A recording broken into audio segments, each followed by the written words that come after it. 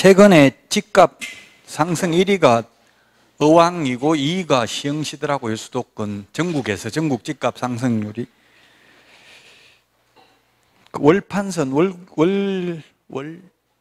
월판선이 어디서부터 출발해요? 월곶. 월곶에서 판교까지 급행은 5개 역 쓰는데 뭐 20분도 안 걸린다는 것 같더라고요. 급행 쓰는 데는. 그래가지고 지금 인덕원 여기 있는데 뭐 청계산 여기 있는데 이런 데가 많이 오르고, 거의 시흥시가 앞으로 시흥시는 거의 개발할 데가 아직도 많은 것 같더라고요. 땅이 넓어가지고 넓고 개발 안 되고 평지가 많아가지고. 저도 이제 시흥으로 언젠가는 오려고 생각하고 있어요. 마음 먹으면 되더라고. 몇 년 안에는. 지금 당장 뭐 사면 비싸니까 분양받아야 되니까, 분양받으면 최소한 3년은 걸린다고 봐야 되겠죠. 3년 후에는.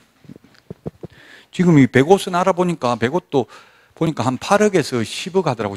먼저 들어온 게 8억이고 나중에 들어온 건 한 10억 정도 하더라고요. 시세가.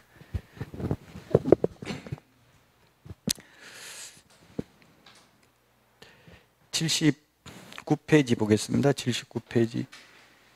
업무정지 처분입니다. 업무정지 처분.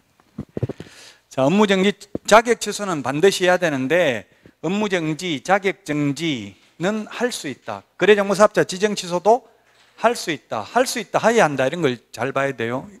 업무정지는 하야하는 게 아니라 할 수 있습니다. 분사무소만 따로 업무정지 할 수도 있습니다. 그리고 79페이지 맨 밑에 업무정지는 그 사유가 발생한 날로부터 3년이 경과한 때는 일을 할 수 없다. 소위 제척기간이라고 합니다. 우리 암기 프린트 46번에 동그라미 6번에 있습니까? 46번에 6번 맞는지 빨리 찾아보세요. 6번 맞아요? 제척기간입니다. 3년 지나면 업무정지 처분할 수 없습니다. 80페이지 그 업무정지 개별 기준입니다. 개별 기준인데요.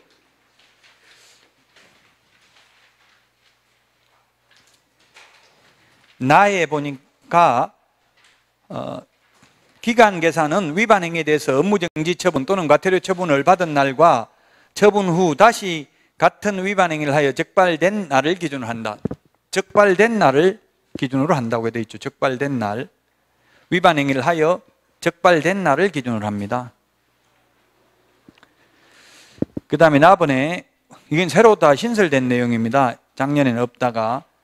위반 행위가 올해 신설된 내용입니다. 둘 이상일 경우 각 업무정지 기간을 합산한 기간을 넘지 않는 범위 내에서 가장 무거운 처분의 2분의 1 범위에서 가중한다. 다만 가중하는 경우에도 업무정지 기간은 총 6개월을 넘을 수 없다는데, 이게 입법 예고는 2년이었어요. 2년. 입법 예고될 때는 2년을 넘을 수 없다 했는데, 그래서 여러 개의 위반 행위를 동시에 해가지고 적발됐으면 최대 2년도 가능했었어요. 입법 예고. 근데 협회에서 항의를 많이 했나 보더라고요. 그래서 지금은 6개월이니까 별로 의미가 없죠. 아무리 위반 행위 예를 들면 계약서에 서명 날인이 안 하면 3개월, 확인설명서 서명 날인이 하면 3개월, 이런 거 여러 개 합해지면 2년 될 수도 있겠죠. 근데 여러 개, 10개를 위반하면 예를 들어서 3개월, 6개월, 10개 위반하면 2년도 될 수 있잖아요. 그러나 아무리 가중하는 경우도 다 합해도 6개월을 넘을 수 없는 걸로 확정됐습니다. 자, 2분의 1을 줄일 수 있는 겁니다. 방가로 1번. 사소한 부주의나 오류 등 과실로 인한 것으로 인정되는 경우. 2번에 위반 행위자가 법 위반 행위를 시정하거나 해소하기 위하여 노력한 사실이 인정되는 경우. 3번.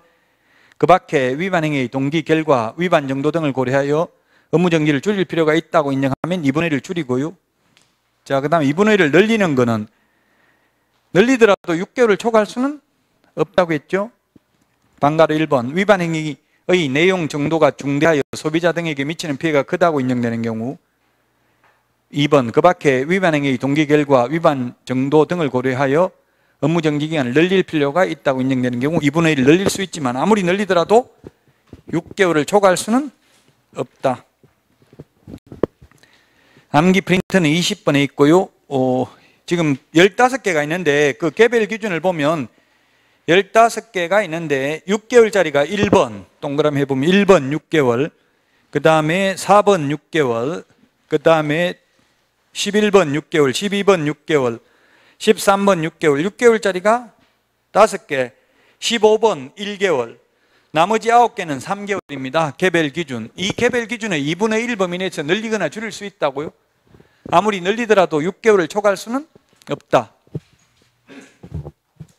그럼 왜 이런 개별 기준을 정했냐, 구체적 기준을 정했냐 하면은 공무원들의 재량권의 일탈 남용을 방지하기 위한 조치입니다. 그냥 무조건 6개월 이하라고 하면 공무원에 따라서는 6일 업무정지할 수도 있고 누구는 6개월하고 똑같은 위반을 했는데 불공평할 수 있잖아요. 그래서 이 개별 기준을 정해놓고 이 개별 기준의 2분의 1 범위 내에서만 재량권을 행사할 수 있다. 저는 지금 국토부에 맨 마지막 15번 보면 그 밖에 이 법 또는 이 법에 의한 명령이나 처분을 위반한 경우 명문 규정 없는 것도 기타 등등 모든 걸 다 이게 업무정지할 수 있다는 이야기예요. 너무 이게 포괄적이다. 명확성의 원칙에 위반된다. 이거 헌법 위반 소지가 있다. 이거 삭제해달라 했는데도 안 해주더라고요. 기타 등등 이제 고용 신고나 고용관계 종료 신고 안 해도 여기에 해당돼요. 고용 신고, 고용관계 종료 신고 안 해도 처벌한다는 규정 없거든요. 명문 규정은 없지만 고용관계 종료 신고 10일 안에 하라고 돼 있잖아요, 법에. 그 법령을 위반했으니까 기타 등등 여기에 해당돼서 1개월이라고요. 구체적 기준. 예를 들면 계약금 등의 예치 권고제도 개업공개사는 자신의 예치금과 분리해야 되며 거래 당사자의 동의 없이는 예치된 계약금 등을 인출하여서는 아니 된다. 인출하면 처벌한다는 규정 없어요. 없지만 어디에 해당된다? 이 기타 등등. 여기에 해당되니까 업무정지 1개월. 개별 기준 2분의 1 더하면 1.5개월 부과할 수도 있겠죠. 암기 프린터 20번에 있는데 결정 공일임 5개가 6개월입니다. 6개월 확인, 계약, 인전, 업명기, 기타 등등이 1개월입니다. 나머지는 9개는 3개월입니다. 개별 기준. 이것도 또 질문 많이 해요. 법에는 6월 이하이기 때문에 이게 전부 다 그냥 6개월 이하 업무정지에 해당된다 해도 틀린 말은 아닙니다. 근데 개별 기준을 묻는 거, 개별 기준은 3개월이다. 이렇게 개별 기준을 묻는 것도 있어요. 1번, 2번, 3번, 4번, 5번 이렇게 해가 개별 기준이 다른 것은 하면 이거 기타 등등을 찾아내야 되겠죠? 결격 사유에 해당되는 직원을 고용하고 2개월 이내 그 사유를 해소하지 않는 경우 38번에 동그라미 2번 암기 프린터 38번에 동그라미 1번에 보면 결격 사유에 해당되는 임원 또는 사원을 2개월 이내 그 사유 해소 안 하면 절대적 취소죠. 고용인, 소속공개사 보조원은 업무정지, 개별 기준 6개월. 그 다음에 정보를 거짓 공개한 개업공개사는 업무정지 6개월. 정보 거짓 공개한 거래정보사업자는 지정 취소할 수 있고 1년 이하의 징역이나 1,000만 원 이하의 벌금에 처하죠.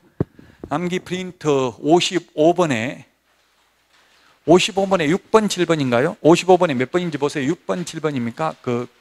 거짓 정보 공개가 6번, 7번 맞아요? 6번, 7번 비교를 하라고요. 개업공개사하고 거래정보사업자하고 다르다고요. 똑같은 거짓 정보를 공개해도 개업공개사는 6월 이하의 업무정지고 개별 기준은 6개월이라고요. 자, 그 다음에 독점규제 및 공정거래법 위반으로 시정조치나 가징금을 한 번이라도 받게 되면은 업무정지 6개월 할 수 있고요. 독점규제 및 공정거래법 위반은 뭐냐면 쉽게 말하면 왕따 시키는 겁니다. 왕따 되는 게 굉장히 괴로워요. 오늘 아침에 라디오 들으니까 늙었다. 이제 후반기, 인생 후반기인지 아닌지 어떻게 느끼냐 하면 특히 남자 왕따 되면 나를 필요로 하지 않으면 회사든 집에든 없어도 그냥 아무런 와이프도 안 찾고 자식도 안 찾고 나이 먹으니까 그렇더라고. 남자는 아무 필요가 없더라고. 월급도 안 받고 월급 주는 데도 없고 이러면 찾는 사람이 없어요.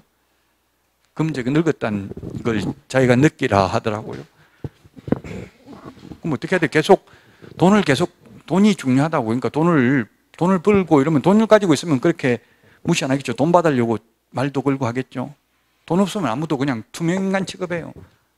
와이프도 주보면 별로 말 안 해. 그냥 가만히 보고 가거나 말거나 신경도 안 써요. 늙었다는 얘기 제가 이제 왕따가 힘들어요. 집이든 사회든. 그래서 왕따 되는 게. 이 공정거래법이 왕따 시키는 거라고요. 비회원업소하고는 거래 못하게 하고 이렇게 한다고, 현업에서도. 이렇게 하면 한 번이라도 걸리면 업무정지입니다. 독점 규제 및 공정거래법 위반으로. 그 다음에 최근 1년 이내에 2회 이상 업무정지 또는 과태료 처분을 받고 또다시 과태료에 해당하는 위반 행위를 한 경우. 그 다음에 임의적 취소할 수 있다. 임의적 취소, 상대적 취소할 수 있다. 같은 말이죠. 취소할 수 있으면 안 할 수도 있고, 안 하면 업무정지할 수 있다고요. 그런 경우 개별 기준 6개월입니다. 자, 그 다음에 확인 설명 근거 자료 제시하지 않거나 근거 자료 제시하지 않는 게 아니고 말 잘못했네요. 확인 설명 근거 자료 제시하지 않는 경우는 500만 원 이하의 과태료죠.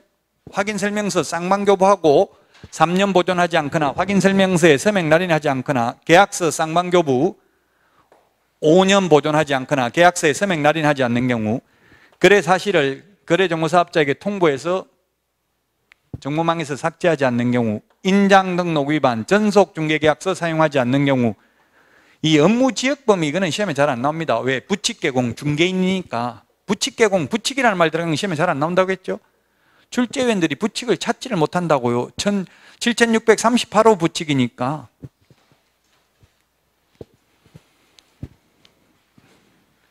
부칙개공, 소위 중개인의 업무지역 범위는 시도잖아요. 시도. 부칙개공이 시흥시에 사무소가 있으면 경기도에 있는 것밖에 안 되죠. 이 105 신도시에는 아무리 찾아다녀도 부칙개공 안 보이더라고요. 신도시에는 안 오죠. 부칙개공들은. 왜 안 오겠어요? 돈을 많이 벌었기 때문에 변화를 두려워한다고요. 괜히 모르는 데 가서 위험하게 안 한다고 그냥 자기 사무소에서 계속 한다고요. 돈 많이 벌었기 때문에. 감독상 명령 위반, 감독상 명령 위반한 개업공개사는 업무정지, 감독상 명령을 위반한 협회나 거래정보사업자는 500만 원 이하의 과태료라고 했잖아요. 아까. 기타 등등 그 밖에 이 법 또는 이 법에 의한 명령 위반, 여기 14가지 없는 거 뭐든지 다 여기에 해당될 수 있다. 아까 말했지만 고용신고, 고용관계 종료신고하지 않는 경우, 계약금 등의 예치권고 제도를 위반한 경우, 시험에 나왔던 걸 말씀드리는 거예요. 계약금 등의 예치권고 위반해도 등록 취소할 수 있다. X로 시험에 나와서 등록 취소할 수 있다는 말은 없다고요. 기타 등등에 해당되어 업무정지는 가능해요. 결정, 공일임, 확인, 계약, 거인전, 업명기. 자, 그 다음에 82페이지 거래정보사업자 지정 취소 사유. 암기 프린트는 8번입니까? 지정 취소할 수 있는 사유 8번 맞아요? 부운정 앞에서 했습니다. 이거 거래정보망 할 때 또 한 번 더 반복. 부운적 1회 반복하는 게 중요하다고요. 계속. 그 지금 여기 우리 방문각에서 나온 거 기출문제집 있던데 최근 6년간, 최근 한 5년간 기출문제만 정확하게 알아도 전과목 80점 이상 나온다고요. 계속 기출문제를 조금씩 변형해서 낸다고 똑같이는 5개 지면 똑같이는 안 나옵니다. 그걸 알고 있으면 풀 수 있는 문제가 나온다고요. 너무 어려운 것만 집착하지 마시라고요. 공부 몇 년씩 오래 하신 분들은 자꾸 어려운 것만 보시는 분이 있어요. 기출문제를 보시면 계속 패턴이 똑같아요. 기출문제가 작년에 나왔던 게 올해도 비슷하게 같은 파트에서 나온다고요. 부정한 방법으로 지정받은 경우에는 지정을 취소할 수 있습니다. 암기 프린트 거짓 부정한 게 어디 있어요? 55번에 1번부터 3번. 55번 맞나요? 암기 프린트 거짓 부정? 그 1번부터 3번 시험에 잘 나옵니다. 1번 거짓 부정한 방법으로 등록하면 절대적 등록 취소 3년에 3천만 원 포상금 지급 대상입니다. 2번 거짓 부정한 방법으로 자격 취득하면 자격만 취소하여야 합니다. 3번 거짓 부정한 방법으로 지정받은 경우 지정을 취소할 수 있습니다. 하여야 하는 게 아니고 조금씩 다르잖아요. 지금 1, 2, 3번이. 그 프린트에는 그냥 지정 취소라고만 적어놨죠. 할 수 있다. 지정 취소는 하여야 한다가 아니라 할 수 있다. 운영규정을 위반해서 정보망을 설치 운영하면 지정 취소할 수 있고 또한 500만 원 이하의 과태료를 부과할 수 있고요. 그 다음에 정보를 거짓 공개한 경우에는 1년 이하의 징역이나 1,000만 원 이하의 벌금에도 처합니다. 개업 공개사가 정보 거짓 공개하면 업무정지였잖아요. 1년, 시험에 이거 1년 대신에 6개월, 2년 X로 출제됐습니다. 1년 이내에 정보망을 설치, 운영한 경우, 1년 이내에 설치, 운영 안 하는 경우 취소할 수 있습니다. 1년입니다. 1년. 시험에 6개월, 2년 X로 출제됐습니다. 해산, 사망, 법인의 해산, 사망 등으로 정보망 설치 운영이 불가능한 경우 취소할 수 있습니다.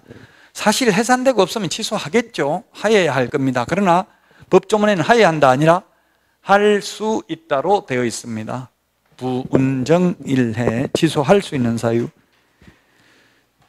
동그라미 6번 청문. 청문은 들을 청, 들을 문, 취소 세 개만 청문한다고 아까 이야기했습니다. 사망, 지정 취소, 자격 취소, 등록 취소. 근데 사망 해산의 경우에는 제외합니다. 듣는 게 청문인데 죽고 없는 사람한테 들어볼 수가 없죠. 82페이지 행정제재처분 효과의 승계. 행정제재처분 효과의 승계, 이게 노무현 정부 때 2006년도에 도입이 됐는데요. 도입을 하면서 도입 이유를 뭐라고 했냐면은 탈법 행위를 하고 사무소 이전, 휴업, 폐업하는 방법으로 행정처분을 회피하려는 악덕 기획 부동산 업자의 난립을 방지하기 위해서 이런 규정을 도입한다고 했습니다. 한마디로 말하면 전과 기록을 가지고 다니게 하는 겁니다. 이제 나쁜 짓 하고 사무소 옮겨가지고 다른 데 가서 해도 옛날 기록 다 가지고 간다고요. 그래서 우리 사무소 이전할 때도 최근 1년간 행정처분 서류 송부해 주잖아요. 가지고 간다고요. 전과 기록을. 자, 1번 개업공개사가 폐업신고 후 다시 등록을 한 때에는 폐업신고 전의 개업공개사의 지위를 승계한다.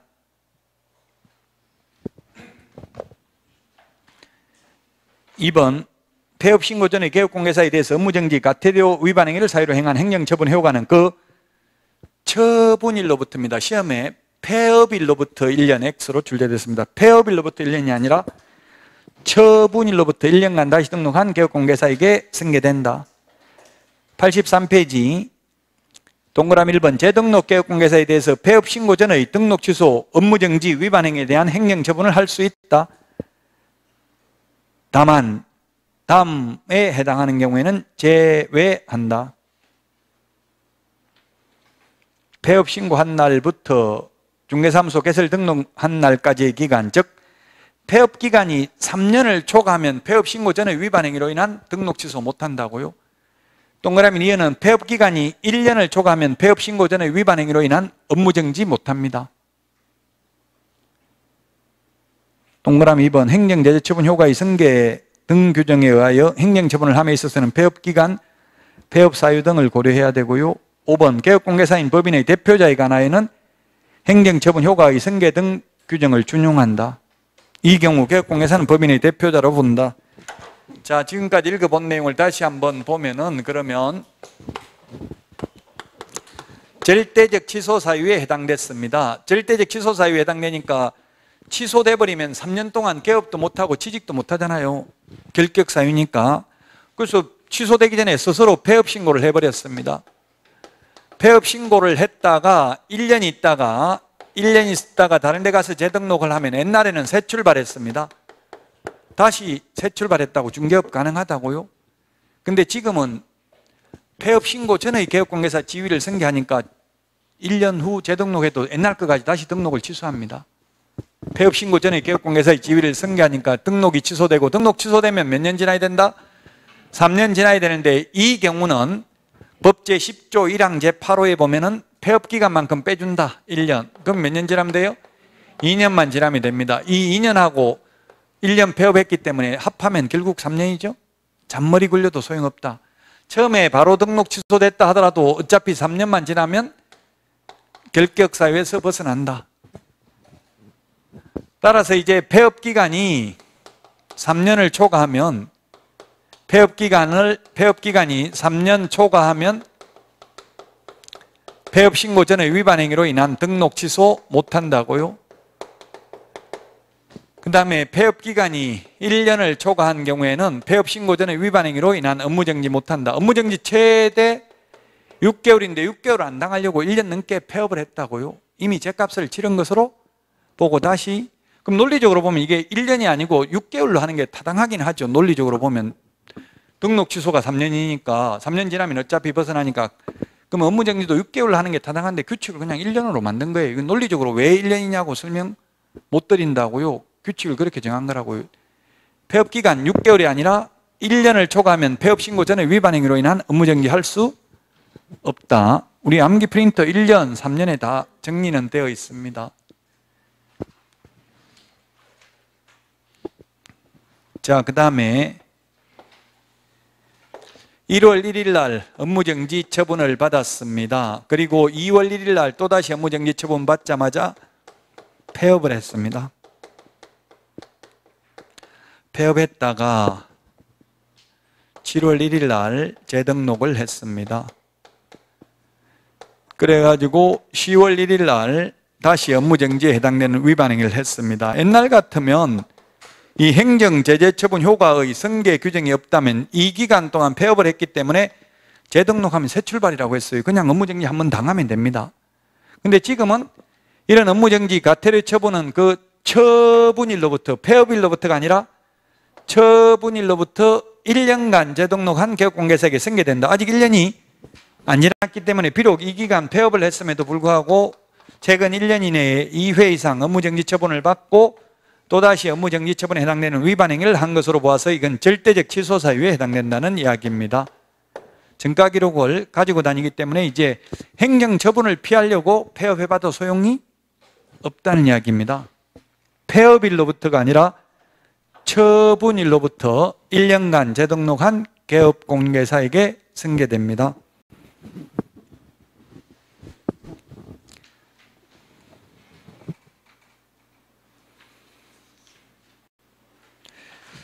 자, 그 다음에 협회 보겠습니다. 84페이지 협회.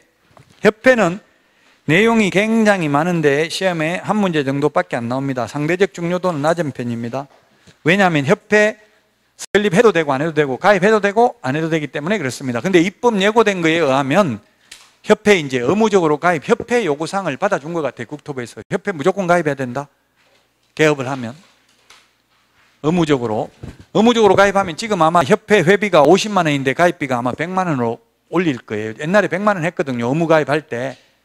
그 임의 가입으로 바뀌니까 50만 원 했고 50만 원도 안 내니까 나중에 월부로 내도 된다. 막 이런 식으로 해주는데 의무적으로 가입해야 된다면 회비 많이 받아도 가입할 수밖에 없잖아요. 그 왜 의무적으로 가입해야 되는지 물어보니까 의무적으로 가입하고 그는 협회에서 찬성하기 때문에 아마 지금 입법 예고돼 있어요.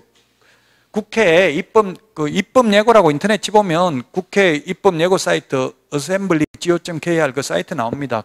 보면은 그런 게 입법 예고돼 있다고. 의무적으로 가입하고 그 대신에 협회는 윤리 교육을 시켜야 된다. 이제 LH 직원한테 정보 받아가지고 투기 조장하고 이런 거 하면 안 되도록 하기 위해서 의무적으로 가입하라고 했습니다. 아직 확정된 건 아니고요. 지금은 자, 웃기는 게 공인중개사 협회라고 되어 있는데요. 공인중개사 협회에 공인중개사는 회원으로 가입할 수 있다, 없다. 둘 중에 답은 없죠. 공인중개사 협회에 공인중개사는 가입 못한다고요. 개업 공인중개사만 가입할 수 있어요. 그 논리적으로 보면 이게 공인중개사 협회가 아니라 개업 공인중개사 협회예요, 사실은. 근데 뭐 일반인도 헷갈리고 법 만드는 사람도 헷갈리고 해가지고 그냥 전부 공인중개사라고 돼 있어요. 개업 공인중개사 사무소 이런 말 안 하잖아요. 그냥 공인중개사 사무소라고 하잖아요. 그것처럼 그냥 공인중개사 협회라고 이름을 지었어요. 자, 거기에 첫 번째 줄 밑줄 지났잖아요. 84페이지. 개업 공인중개사인 공인중개사는 네 번째 줄에 설립할 수 있다. 그러면 개업 공개사가 아닌 공인중개사는 협회 설립도 못하고 가입도 못한다고요? 2번 협회는 법인입니다. 자연인이 아니고 법인, 법적으로 사람. 동그라미 1번 개업공개사를 사원으로 하는 비영리 사단법인이다. 영리 재단법인이 아니고요. 비영리 법인이고요. 사람이 모인 단체가 사단법인이죠. 재산이 모인 단체가 재단법인. 민법 중 사단법인에 관한 규정을 준용합니다. 공인중개사법에 규정 없는 것은. 이런 민법에 준용한다 이런 말이 많은데 준용이라는 말은 적용한다는 이야기인데 이 규정을 둔 이유는 법 조문수를 줄이기 위한 방편입니다. 민법 준용한다는 규정이 없으면 민법 총칙 사단법인에 관한 규정을 여기 또 한번 열거해야 되거든요. 그래서 준용한다라고 되어 있습니다. 시험에 민법 중 조합에 관한 규정을 준용한다 X, 재단법인에 관한 규정을 준용한다 X, 이런 식으로 출제되기는 했습니다. 그 다음에 공법인이 아니고 사법인이다. 공법인은 국가 지자체가 공법인입니다. 사법인이고요. 그 다음에 인가주의고 임의설립주의다. 설립해도 되고 안 해도 되고 국토부 장관 인가받아야 됩니다. 인가라는 말은 공인중개사법 전체에 여기 딱 한 번밖에 없습니다. 협회 설립 인가 딱 한 번. 공인중개사법에는 허가라는 말은 없습니다. 아예 허가라는 말은 없다고요. 인가 딱 한 번 있다. 여기 협회 설립 인가. 밑에 절차를 보니까 회원 300 이상 발기인이 되어 600명 이상이 출석한 창립총회에서 출석한 개업공개사 과반수 동의를 받아야 되고, 600명 중에서는 서울에서만 600명 다 오면 안 되고요, 서울에서 100명 이상, 광역시 및도에서 20명 이상이 참석해야 된다. 그리고 나서 국토부 장관 인가를 받아서 설립 등기함으로써 협회는 성립합니다. 등기함으로써. 시험에 인가받음으로써 성립한다 X로 출제됐습니다. 법인이라는 것은 공시기를 해야 된다고요. 등기라는 공시방법을 갖춰야 비로소 사람이 된다. 자연인은 공시방법 안 갖춰도 되죠. 민법에서 자연인은 어머니의 자궁으로부터 분리되었을 때 전부 노출설이 통설입니다. 완전히 노출되어야 자연인이라고요.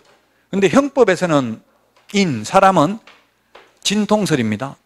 그래서 진통설이기 때문에 산부인과 의사가 애 출산하다가 죽이면 살인죄가 될 수도 있다고. 반쯤 나왔는데 만약에 죽이면 그건 살인죄입니다. 그런데 민법에서는 반쯤 나오는 건 사람이 아니라고, 완전히 분리되어야 사람이라고요.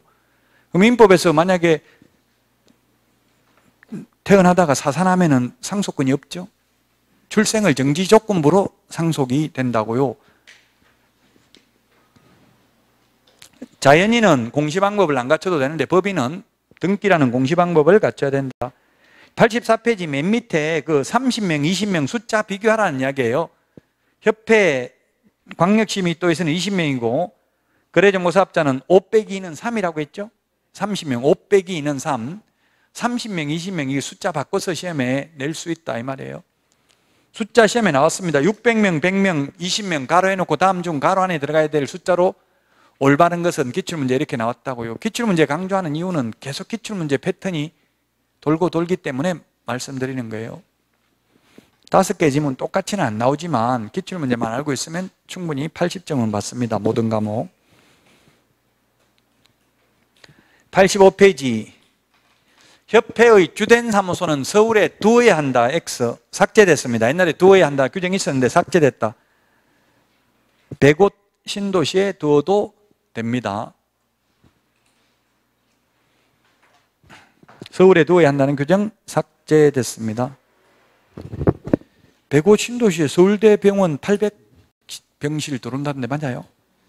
맞아요? 양가로 2번 지부와 지회입니다. 협회는 정관을 정하는 바에 따라 시도의 지부를 시군구에 지회를 둘 수 있다. 구가 설치되지 않는 시와 특별자치도 행정시는 시입니다. 지금 시흥시는 구 없죠 아직은. 앞으로 구 이제 생길 것 같은데 인구 50만 명 넘으면 구를 둘 수 있죠. 지금 50만 명 안 돼요. 넘었어요. 구가 있으면 예를 들어서 안산시, 상록구, 단원구 있으면 구별로 둘 수 있다는 이야기입니다. 구별로 지회를. 시도의 지부를. 근데 시도의 지부를 하나만 두어야 할까요? 여러 개 두어도 될까요? 경기도 지부 하나만 둘 수 있다. 경기도 지부를 여러 개 둘 수 있다. 4개입니다. 지금 경기도 지부가 현재 여러 개 두어도 됩니다. 그냥 둘 수 있다고 돼 있지 개수 제한 없다고요. 지금 경기도는 경기 남부지부, 서부지부, 동부지부, 북부지부 해가지고 4개가 있어요. 지부가. 시험에 나온 적은 없어요. 4개 있는지. 서울하고 경기만 4개입니다. 그 둘 수 있는 거지 개수 제한은 없다고요. 2개, 3개, 1개만 둘 수 있다 이런 건 없다고요. 자, 그 다음에 협회의 업무, 고유 업무가 있고 수탁 업무가 있는데 고유 업무 중에서 동그라미 3번 밑줄 지났죠. 그 회원 자질 향상을 위한 지도와 교육, 고유 업무입니다. 근데 양가로 2번 수탁 업무에 보니까 실무 교육, 직무 교육, 연수 교육, 교육이라고 돼 있죠. 회원 자질 향상을 위한 교육은 고유 업무, 그 외에 실무 교육 등은 수탁 업무. 수탁 업무라는 것은 받을 숫자, 원래는 시도지사, 직무 교육은 또는 등록관청 업무죠. 받을 숫자, 받아서 하는 업무라고요. 시험 시행에 관한 업무, 시험도 원래 시도지사가 시행하죠. 근데 협회가 수탁받을 수도 있습니다. 현재는 산업인력공단에 위탁이 되어 있지만, 양가로 3번 공제사업은 하여야 한다가 아니라 할 수 있습니다. 공제라는 것은 공동구제 사업이고요, 보험하고 똑같습니다. 보험은 개인 보험회사에서 운영하는 거고요, 공제는 회원들끼리 운영하는 겁니다. 우리 전통 개나 두레나 이 조선시대 때 이런 거하고 마찬가지죠. 공제를 모았다가 한 사람 사고 나면 그 사람 왕창 밀어주고 이런 게 공제라고요. 우리 개인 택시도 보면 개인 택시 공제 가입하잖아요. 일반 개인들은 자동차 보험회사에 가입하죠. 제가 개인 택시에도 받쳐봤고요, 그 일반 회사 택시에도 받쳐봤는데 교통사고 나봤는데 개인 택시한테 받치니까 100만 원 준다더라. 합의금 100만 원, 처음에 한 50만 원 준다더라고요. 그냥 합의 못하겠다니까 나중에 100만 원 준다더라고요. 그냥 100만 원 받고 합의했는데 일반 보험 들은 거는 한 200만 원 줘요, 최하. 저하고 같이 사고 났는데 그 사람은 300만 원 받았더라고요. 저는 100만 원 받았는데 버티면 많이 주더라고요. 버티고. 근데 저는 뭐 버틸 수가 없는 게 병원에 입원하려면 아프면 입원하세요 이러는데 입원할 수가 없잖아요. 지금 학원 강의하러 가야 되는데. 그러니까 많이 받기 힘들더라고요. 근데 그 사람은 직업이 없어가지고 그냥 들어누워가지고 계속 안 나간다 하니까 300만 원 주고 합의되더라고요. 한의원에 침 맞는다 하고 계속 한 6개월, 1년 계속 침 맞고 돌아다니면 돼요. 그럼 많이 받을 수 있다는 이야기, 합의금. 자, 어쨌든 공제에게 공동구제 사업입니다. 할 수 있습니다. 하여야 한다가 아니고. 동그라미 2번 공제사업을 하고자 하는 경우에는 국토부 장관 승인을 얻어야 된다. 전부 국토부 장관입니다. 원칙. 예외가 딱 있기는 합니다. 공제규정을 변경하고자 하는 때에도 국토부 장관 승인을 얻어야 되고요. 동그라미 3번 책임준비금의 적립비율은 맨 밑에 줄 공제료 수입액의 100분의 10입니다. 공제료 수입액 대신에 협회 총 수입액 X로 나왔습니다. 암기 프린트 56번 10분의 1 맨 밑에 동그라미 4번입니까? 4번 맞아요? 밑줄 치세요. 총 수입액이 아니라 공제료 수입액의 100분의 10 이상입니다. 공제료 수입액의 100분의 10 이상. 협회 총 수입액이 아니고요. 공제료 1년에 19만 8천 원 내야 된다 했잖아요. 그러면 19,800원은 적립해야 된다고, 책임준비금. 갑자기 달라고 하면 줄 수 있을 만큼. 총 수입액이 아니라 공제료 수입액. 총 수입액은 이거 외에도 실무교육하면 수강료 받고요, 협회 회비 받고 다른 수입도 많죠. 86페이지. 협회는 공제사업을 다른 회계와 구분하여 별도의 회계로 관리해야 되며 책임준비금을 다른 용도로 사용하고자 하는 경우 국토부 장관 승인을 얻어야 된다. 네 돈 내 돈 섞어놓고 찾았으면 안 된다. 5번 협회는 공제사업 운용 실적을 매 회계연도 종료 후 3개월, 동그라미 하세요. 시험에 2개월 출제됐습니다. 3개월 이내에 일간신문 또는 협회부에 공시하고 협회 인터넷 홈페이지에 게시해야 된다. 양가로 4번 공제사업 지도 감독입니다. 국토부 장관은 협회 임원이 공제사업을 건전하게 운영하지 못할 우려가 있는 경우 그 임원에 대한 징계 해임을 요구하거나 해당 위반 행위를 시정하도록 명할 수 있다. 국토부 장관입니다. 원칙 전부 국토부 장관이라고 했죠. 동그라미 2번. 근데 금융감독원장입니다. 주어가 금융감독원장 밑줄 치시고요. 단 금융감독원장은 국토부 장관 요청 밑줄 치십시오. 국토부 장관 요청이 있는 경우 조사 검사할 수 있습니다. 수시로 검사할 수 있다. X. 누구 요청이 있어야 된다? 국토교통부 장관 요청이 있어야 됩니다. 금융감독원장. 양가로 5번 공제운영위원회입니다. 공제운영위원회는 협회에 둔다. 자, 위원회 5개 비교하는 거 제가 프린트 내드렸습니다. 공인중개사 정책심의위원회는 국토부에 둘 수 있다. 공제운영위원회를 둔다. 이 공제운영위라는 게 옛날에 없었습니다. 생긴 지 얼마 안 됐어요. 몇 년 안 됐는데 왜 생겼냐면 협회에서는 공제료 올려달라고 한 거예요. 지금 19만 8천 원 적자라고 하는 거예요. 19만 8천 원씩 11만 명한테 받으니까 약 200억 정도 돼요. 공제료가 1년에. 근데 손해배상이 한 100억 정도 나갔어요. 적자입니까? 흑자입니까? 200억 받아가지고 100억 나갔으면? 완전 적자라고 해요. 협회에서는. 왜? 사업비, 직원들 월급 주고 이런 것도 많이 나가는데 책임준비금 10%밖에 20억밖에 적립 안 했는데 지금 100억 나갔으니까 80억 적자라고 주장하는 거예요. 그래서 국토부에서는 도대체 어떻게 돈을 쓰길래 적자냐, 그걸 지도 감독하기 위해서 이제 공제운영위원회라는 걸 만들었다고요. 돈을 어떻게 쓰는지 감시하려고. 그 반드시 둔다. 둘 수 있는 게 아니고. 2번, 공제운영위원회는 19명 이내로 합니다. 19명 이내. 19명 이내. 근데 이 19명 중에서 협회 회장하고 협회 임원은 3분의 1 미만이어야 하죠? 3분의 1 미만. 암기 프린트 56번에 3분의 1에 동그라미 2번에 있습니다. 동그라미 3번. 운영위원회는 공제사업에 대해서 다음 사항을 심의하면 그 업무를 집행을 감독한다. 심의하며 그 업무 집행을 감독한다. 참고로 보시면 되고요. 동그라미 4번. 맨 밑에 있네. 그 3분의 1 미만이어야 한다. 누가 87페이지 니언 협회 회장, 디귿 협회 이사회가 협회 임원 중에서 선임하는 사람 요 두 명이 두 가지가 3분의 1 미만이어야 한다. 리얼 다 암기할 수는 없고요. 라번에 공제사업 관련 업무에 관한 학식과 경험이 풍부한 사람으로서 해당 업무에 5년 이상 종사한 사람 5년, 3년 있기 때문에 5년 적어놓은 겁니다.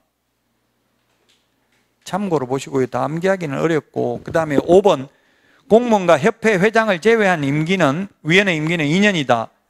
1회에 하나에 연임할 수 있다. 보궐위원회 임기는 전임 임기의 남은 기간으로 한다. 전임자의 남은 기간으로 한다. 모든 위원회 임기 2년이라고 하면 X입니다. 공무원하고 협회 회장은 회장하는 동안은 계속 위원입니다. 1회에 하나에 연임할 수 있습니다. 근데 공인중개사 정책심의위원회는 연임 제한이 없습니다. 동그라미 6번 공제운영위원회는 위원장과 부위원장 각각 1명을 두며 위원장, 부위원장은 위원 중에서 호선한다. 호선. 상호 간의 선출입니다. 공인중개사 정책심의위원회 위원장은 국토부 차관이잖아요. 제1차관입니다. 그 다음에 동그라미 8번 부위원장이 직무를 대행하는데 공인중개사 정책심의위원회는 위원장이 미리 지명한 위원이 직무를 대행합니다. 공인중개사 정책심의위원회는 부위원장 없습니다.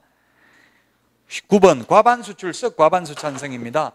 19명 중에서 과반수 찬성 출석위원 과반수 찬성입니다. 재직위원 과반수 찬성이 아니라 출석위원 과반수 찬성입니다. 88페이지 재무건전성 유지입니다.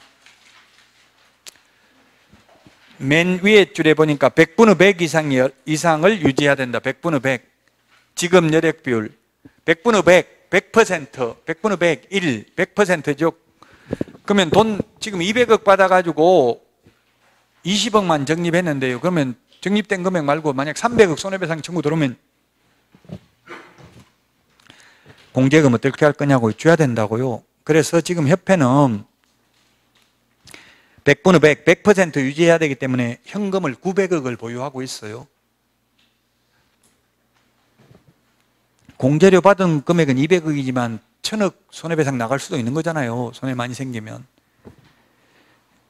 지금 여력 비율은 100분의 100 시험에 출제됐습니다. 100분의 100 이상을 유지해야 됩니다.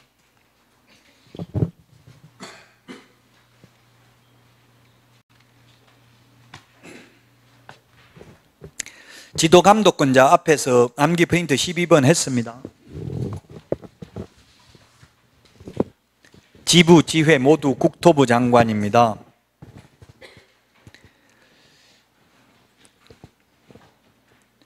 자, 양가로 3번 위반시 제재인데요. 협회는 오로지 500만 원 이하의 과태료 하나밖에 없습니다. 100만 원 과태료, 징역, 벌금, 인가치소 없습니다. 협회는 오로지 500만 원 이하의 과태료 하나밖에 없다. 위반행위 하면. 협회, 거래정보사업자, 정보통신 서비스 제공자는 500만 원 이하의 과태료입니다. 100만 원이 아니고. 개인은 돈이 없으니까 100만 원이고 법인이잖아요. 다 이런 거 협회는. 그래서 500만 원입니다. 협회, 거래정보사업자, 정보통신 서비스 제공자는 88페이지 양가로 4번 협회의 보고 의무 등입니다. 1번 협회는 총회 의결 내용을 지체 없이 국토교통부 장관에게 보고해야 됩니다. 지체 없이 국토교통부 장관에게 보고해야 된다. 암기 프린트 50번에 1번에 있습니다. 자격 취소는 5일 이내 보고죠. 자, 협회는 전부 다 국토부 장관이라고 했는데요. 88페이지 맨 밑에 동그라미 2번처럼 지부를 설치한 때에는 밑줄 치십시오. 14회 시험에 설치할 때에는 X로 출제됐습니다. 설치할 때, 사전에 신고하는 게 아니라 설치한 때 사후 신고입니다. 지부는 시도의사에게, 지회는 등록관청에 신고해야 됩니다. 나머지는 전부 국토부 장관이라고 했어요. 요거 하나만 예외입니다. 지부 설치 신고, 시도의사, 지회 설치 신고, 등록관청 빼고는 전부 국토부 장관이다. 지부, 지회, 지도감독도 국토부 장관이라고 했죠?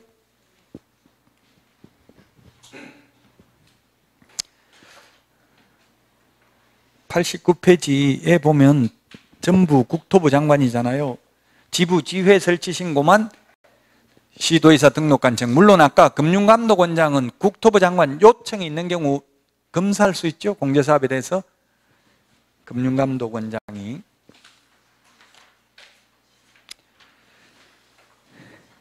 (90페이지) 보칙입니다. 보칙. 보칙은 보충적 규칙이 보칙입니다. 총칙, 보칙, 부칙이 있는데 부칙은 안 중요하다고 했죠. 보칙은 중요합니다. 업무 위탁. 2번에 업무 위탁이 있고요. 3번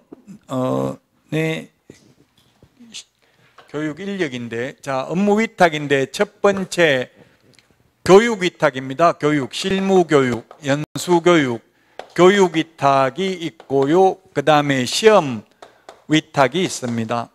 교육은 원래는 시도의사가 실시를 해야 됩니다. 근데 1번에 동그라미 기역, 니은, 디귿 세 군데 위탁할 수 있습니다. 기역을 저는 1번을 적었는데요. 고등교육법에 의한 학교, 고등교육법에 의한 학교가 대학, 전문대, 방송통신대, 사이버대학교 이런 데가 고등교육법에 의한 학교죠. 고등학교는 중등교육법에 의한 학교잖아요. 그 다음에 협회에 위탁할 수 있다. 그 다음에 공기업 또는 준정부기관에 위탁할 수 있다.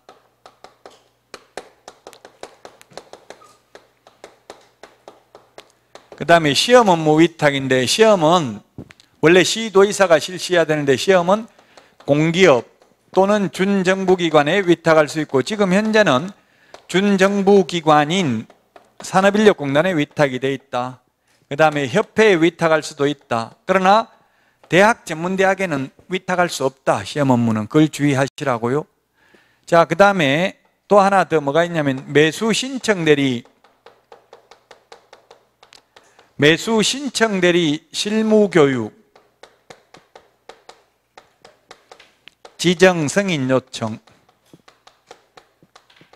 지정 승인 요청은 대학 전문대, 그 다음에 협회만 가능합니다. 협회만. 즉 공기업 준정부기관은 매수 신청 대리 실무교육 지정 승인을 요청할 수 없다고요. 암기 프린트 53번 표에 보면 까만 별표 있잖아요. 암기 프린트 53번 표. 법원 행정처장이 맨 위에, 표 맨 위에 보면 까만 별표 있죠. 매수 신청 대리 실무교육은 법원 행정처장이 지정하는 교육기관이라고요. 지방법원장이 지정하는 교육기관 아니고요. 그 지정 승인을 요청할 수 있는 곳은 대학 전문대 협회만 가능하다고. 공기업 준정부기관은 X, 공기업 X라고 돼 있죠. 암기 프린트 53번 그 메뉴에 이 세 개 비슷비슷하면서 다르니까 비교를 해야 된다고요? 91페이지 실무교육 등의 강사 요건은 시험에 잘 안 나옵니다. 동그라미 1번 박사는 경력 필요 없습니다. 동그라미 2번 전임 강사 2년이고요. 그 다음에 3번은 석사 3년이고요. 4번 변호사 2년 유경험자, 그 다음에 5번 7급 공무원 6개월 이상 유경험자, 6번 공인중개사, 감정평가사, 주택관리사 3년 이상 유경험자입니다. 강사가 되려면, 이 강사 되려면 경력 증명서 이런 거 다 떼내야 됩니다. 이게 해당 요건에 되는 거. 방가루 2번 강의실은 1개소 이상 확보하되 면적 50제곱미터, 50제곱미터 시험에 나왔습니다. 강의실은 50제곱미터 이상이어야 합니다. 중개사무소는 면적 제한 없다고 했죠? 중개사무소는 면적 제한이 없는데 강의실은 50제곱미터니까 5, 4, 20, 5m, 4m 뭐 예를 들면 이 정도 돼야 되죠? 50제곱미터 이상이어야 합니다. 91페이지 행정수수료입니다. 수수료 내야 되는 거, 수수료. 암기 프린트 52번에 1번부터 수수료 6번까지 있습니다. 1번 응시 수수료, 그 다음에 자격증 재교부 수수료. 요건 시도조례입니다. 시도조례.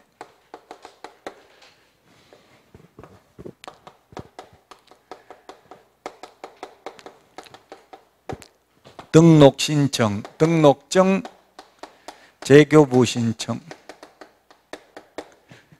그 다음에 분사무소 설치 신고, 분사무소 설치 신고, 그 다음에 분사무소 설치 신고 확인서.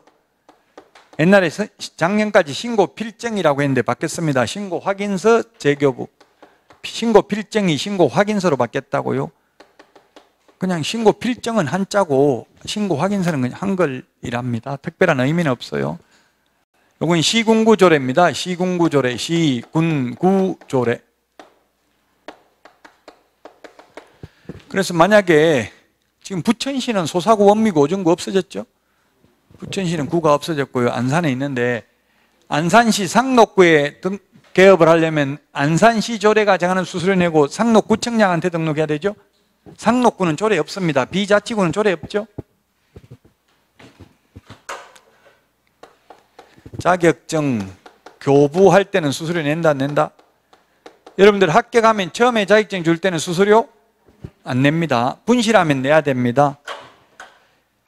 자, 그 다음에 국토부 장관이 직접 시험을 시행하는 경우는 국토부 장관이 결정 공고하는 수수료 내야 됩니다.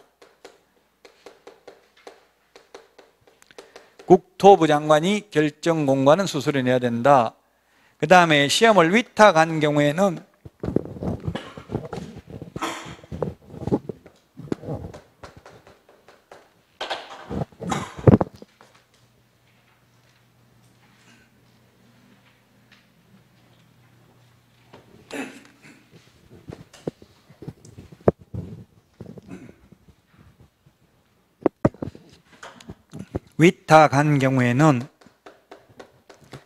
위탁 받은 자가 위탁한 자의 승인을 얻어서 결정 공고하는 수수료 내야 됩니다. 위탁받은 자가 산업인력공단이 시도의사의 승인을 받아서 결정 공고하는 수수료 내야 되고, 그게 작년까지 28,000원 냈죠. 1, 2차 같이 시험 보려면. 28,000원이라는 건 시험에 나온 적이 없습니다. 그냥 위탁받은 자가 위탁한 자의 승인을 얻어서 결정 공고하는 수수료 내면 됩니다. 여러분들이 만약에 자격증 분실해도 원래 분실하면 누구한테 재교부 받아야 돼요? 교부한 시도의사한테 재교부 받아야 되죠? 수원시청까지 가야 되는데 그냥 시흥시청에 신청해도 됩니다. 위탁이 되어 있기 때문에. 수수료가 더 비싸요. 그 대신에 위탁 수수료가 있기 때문에. 경기도에 가니까 10,000원 달라 하더라고. 제가 재교부 받아보니까. 근데 시흥시청에 가면 아마 2만 원 달라고 할 거예요. 10,000원 더 내더라도 가까운 데 하는 게 편할 수도 있어요. 뭐 여기야 비슷한데 저 강원도 같은 데는 엄청나게, 강원도 도청 소재지가 어디에 있어요? 예? 춘천에 있어요. 예. 여기 속초에서 춘천까지 올라오면, 강릉에서 올라오면 힘들잖아요.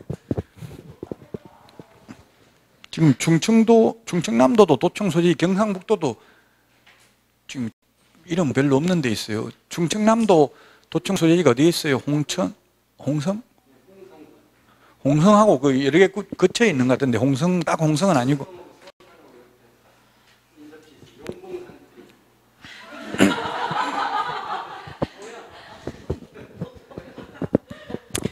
네, 용봉산이 산은 낮은데 경치는 수려해요. 네, 저도 거기 가보긴 했는데, 어쨌든 거기가 누구 옛날 충남도지사 살던 관사도 가보고 했는데 완전 허벌판이더라고.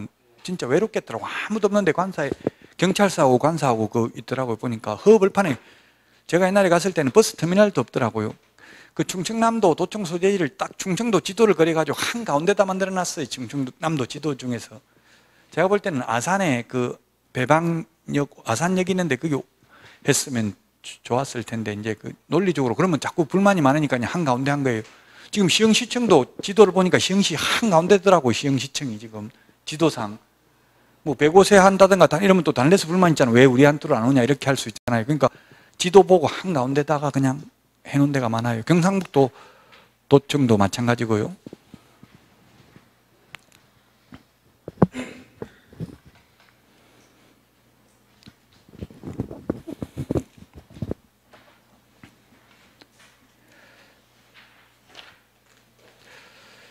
(92페이지에) 보면은 그 승인사항 정리를 해놨습니다. 승인사항 정리를 해놨는데, 이거 질문 많이 올라오더라고. 1번하고 6번하고 도대체 뭐가 차이 나냐. 1번은 국토부 장관, 6번은 법원 행정처장, 요것만 다르고 나머지는 똑같은데 어떻게 된 거냐, 이런 질문 많이 하더라고. 어떻게 달라요? 1번하고 6번. 1번은 공인중개사법 42조 사항이고요. 6번은 공인중개사의 매수신청 대리인 등록에 관한 규칙 12조 이렇게 되어 있잖아요. 가로 안에 이것만 다르죠? 즉 매수신청 대리와 관련해서는 국토부 장관이라는 거 없잖아요. 법원 행정처장하고 지방법원장하고 밖에 없죠. 매수신청 대리 관련해서는. 매수신청 대리 관련해서 시도의사 없어요. 등록관청 없다고요. 국토부 장관 없다고요. 그 매수신청 대리와 관련된 공제사업의 경우에는 법원 행정처장이고요. 공인중개사법과 관련해서는 책임준비금 다른 용도로 사용하려면 국토부 장관 승인 얻어야 됩니다.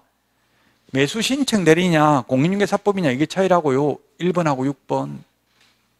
밑줄 형광펜 색칠해 놓으세요. 그 밑줄까지 쳐놨어요. 질문하는 분들이 하도 많이 계셔서. 자, 여기까지 하고 쉬었다가 잠깐 오늘 했던 내용, 화장실만 갔다 와서 오늘 했던 내용